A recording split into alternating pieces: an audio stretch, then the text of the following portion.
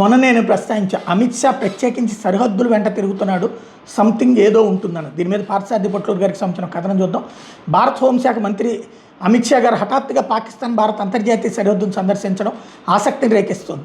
గుజరాత్లోని కచ్ ప్రాంతంలోని హరామీ నాలాని హోంమంత్రి అమిత్ షా గారు మొన్న సందర్శించారు. అంటే ఈ మధ్య గుజరాత్లోని కచ్ ప్రాంతంలోని హరామీ నాలాని పాకిస్తాన్తో సరిహద్దు కలిగిన కచ్ ప్రాంతం చాలా కఠినమైన భౌగోళిక పరిస్థితులు కలిగింది.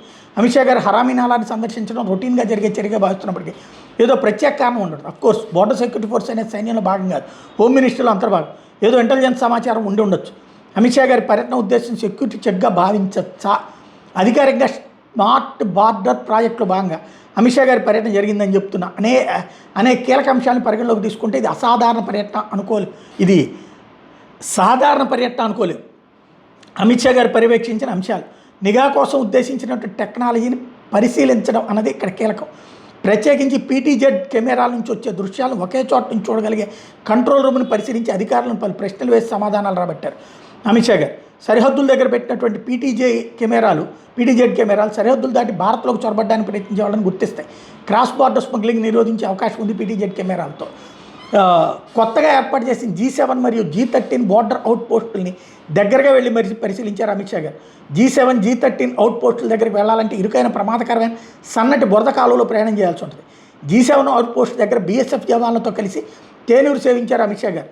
ఒకవేళ యుద్ధం అంటూ వస్తే సిద్ధంగా ఉన్నారా అని BSF జవాన్లను అడిగి తెలుసుకున్నారు. పీటీజెడ్ అంటే పాన్ టిల్ట్ జూమ్. పీటీజెడ్ కెమెరాలను కంట్రోల్ రూమ్ నుండి ఆపరేట్ చేయొచ్చు. మిలిటరీ గ్రేడ్ పీటీజెడ్ కెమెరాలతో కంట్రోల్ రూమ్ ఏర్పాటు చేశారంటే జమ్మూ కాశ్మీర్ కాకుండా కచ్ ప్రాంతంలో పాకిస్తాన్ చొరబాట్లకు ప్రయత్నించవచ్చనే సమాచారం ఉండవచ్చు.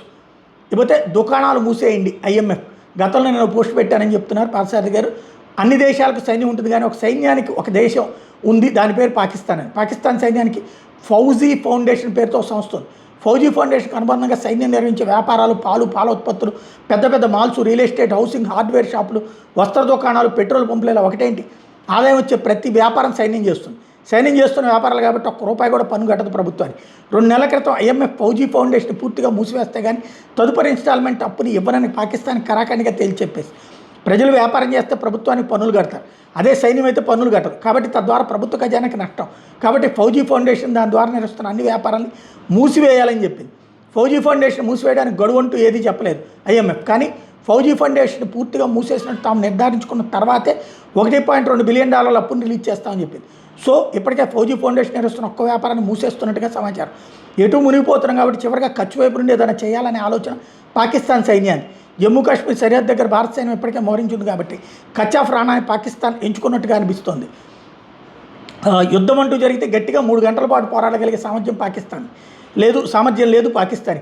ఏమో కచ్ వైపు సెక్యూరిటీ టైట్ చేస్తున్నారంటే దృష్టి మళ్లించి POK మీద దాడి చేయొచ్చు, లేదా రన్ ఆఫ్ కచ్ నుండి పాకిస్తాన్ మీద దాడి చేయొచ్చు.